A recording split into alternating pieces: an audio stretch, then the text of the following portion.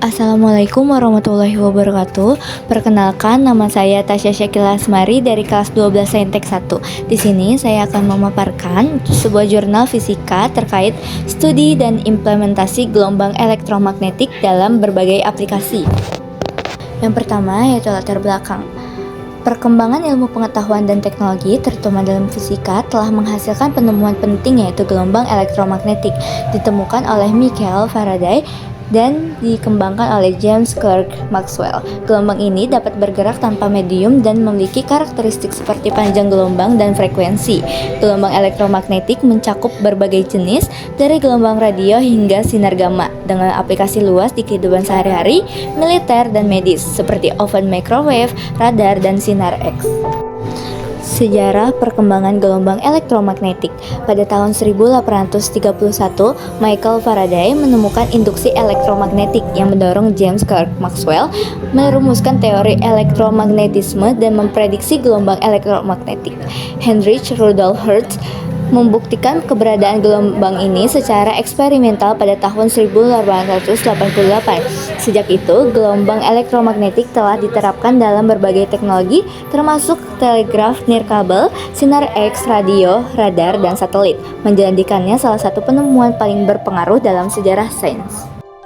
Definisi dan klasifikasi medan elektromagnetik. Gelombang elektromagnetik adalah gelombang yang bergerak tanpa medium dengan sifat utama seperti panjang gelombang, amplitudo, frekuensi, dan kecepatan. Panjang gelombang dan frekuensi saling berhubungan terbalik. Gelombang ini diklasifikasikan menjadi gelombang radio, gelombang mikro, inframerah, cahaya tampak, sinar X, dan sinar gamma. Klasifikasi medan elektromagnetik. Yang pertama yaitu gelombang radio.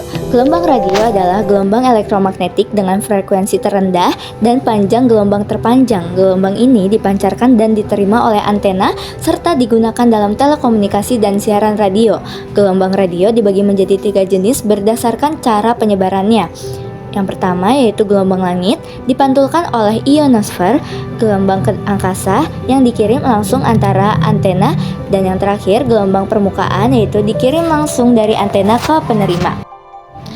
Kedua, ada gelombang mikro. Gelombang mikro adalah gelombang elektromagnetik dengan frekuensi lebih tinggi dan panjang gelombang lebih pendek daripada gelombang radio, yaitu antara 1 mm hingga 10 cm. Gelombang ini dapat menembus material dan mengumpulkan energi untuk memanaskan makanan. Selain itu, gelombang mikro juga digunakan dalam aplikasi seperti radar, komunikasi satelit, dan teknologi jaringan nirkabel atau Wi-Fi.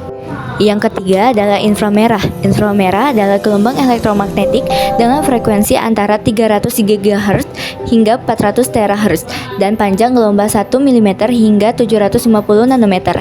Inframerah dibagi menjadi 3 bagian. Yang pertama, inframerah jauh, yang kedua inframerah tengah, dan inframerah dekat. Inframerah digunakan dalam kendali jarak jauh dan aplikasi militer. Yang keempat ada cahaya tampak. Cahaya tampak adalah gelombang elektromagnetik dengan frekuensi 400 sampai 790 THz dan panjang gelombang 380 sampai 760 nanometer yang dapat dideteksi oleh mata manusia.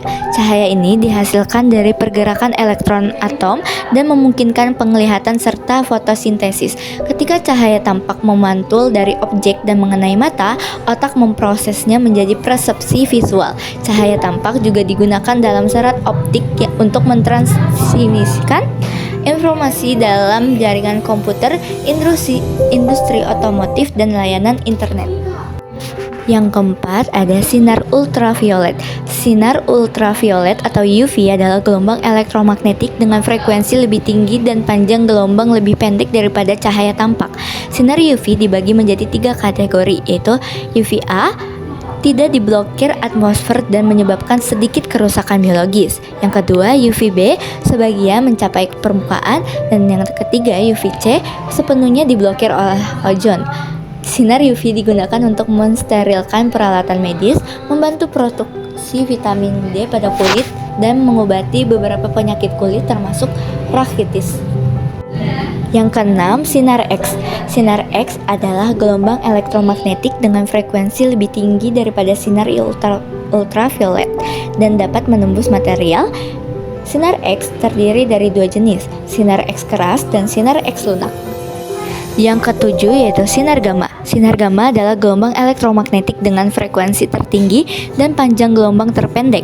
Sinar gamma digunakan untuk mempelajari penetrasi, penyinaran makanan dan benih untuk sterilisasi serta inspeksi industri. Metode penelitian. Penelitian ini menggunakan studi literatur untuk mengeksplorasi aplikasi medan elektromagnetik di berbagai bidang seperti militer dan medis. Data dari jurnal ilmiah dianalisis untuk menghasilkan kesimpulan dan rekomendasi tanpa membahas detail teknis perangkat pendukung. Berdasarkan hasil bacaan, didapatkan bahwa gelombang elektromagnetik dapat digunakan dalam berbagai bidang, seperti bidang kehidupan sehari-hari, militer, dan medis yang dijelaskan berikut ini. Yang pertama, aplikasi gelombang elektromagnetik dalam bidang kehidupan sehari-hari. Gelombang elektromagnetik seperti gelombang mikro dan inframerah penting dalam teknologi makanan. Oven microwave memanaskan makanan dengan gelombang mikro, sementara inframerah digunakan untuk pemanasan merata. Sinar ultraviolet mendesinfeksi makanan dengan membunuh bakteri. Gelombang elektromagnetik juga digunakan dalam pengukuran kecepatan kendaraan dan komunikasi satelit seperti dalam teknologi Starlink dan parabola televisi. Yang kedua, aplikasi gelombang elektromagnetik dalam bidang militer. Gelombang elektromagnetik, terutama inframerah, digunakan dalam militer untuk pencitraan termal yang mendeteksi radiasi inframerah dari objek untuk mengukur suhu tanpa kontak fisik. Teknologi ini membantu identifikasi target dalam kondisi visibilitas rendah, memberikan keunggulan strategis. Yang ketiga, aplikasi gelombang elektromagnetik dalam bidang medis. Sinar X ditemukan oleh Wilhelm Conrad Roentgen pada tahun 1895, dapat menembus sebagian besar benda padat, memungkinkan pencitraan internal tubuh tanpa prosedur invasif. Sinar X dihasilkan dari tabrakan elektron berenergi tinggi dengan bahan logam, menghasilkan gambar yang jelas dengan tingkat kepadatan berbeda. Metode ini efisien, minim risiko dan biaya rendah, menjadikan alat utama dalam diagnosis klinis, terutama dalam ortopedi. Kesimpulannya adalah gelombang elektromagnetik berperan penting di berbagai bidang, termasuk kehidupan sehari-hari, militer, dan medis. Digunakan dalam oven microwave, komunikasi satelit, serta pencitraan termal dan sinar X. Gelombang ini memberikan dampak signifikan terhadap kemajuan teknologi dan kehidupan manusia. Adapun saran untuk jurnal tersebut adalah mengembangkan teknologi elektromagnetik dengan fokus pada efisiensi dan keamanan, meningkatkan pemahaman masyarakat tentang manfaat dan risiko penggunaannya, serta melakukan penelitian untuk aplikasi baru termasuk teknologi ramah lingkungan. Selain itu, penting untuk mengembangkan regulasi ketat demi keamanan kesehatan dan kelestarian lingkungan. Sekian pemaparan dari saya. Terima kasih. Wassalamualaikum warahmatullahi wabarakatuh.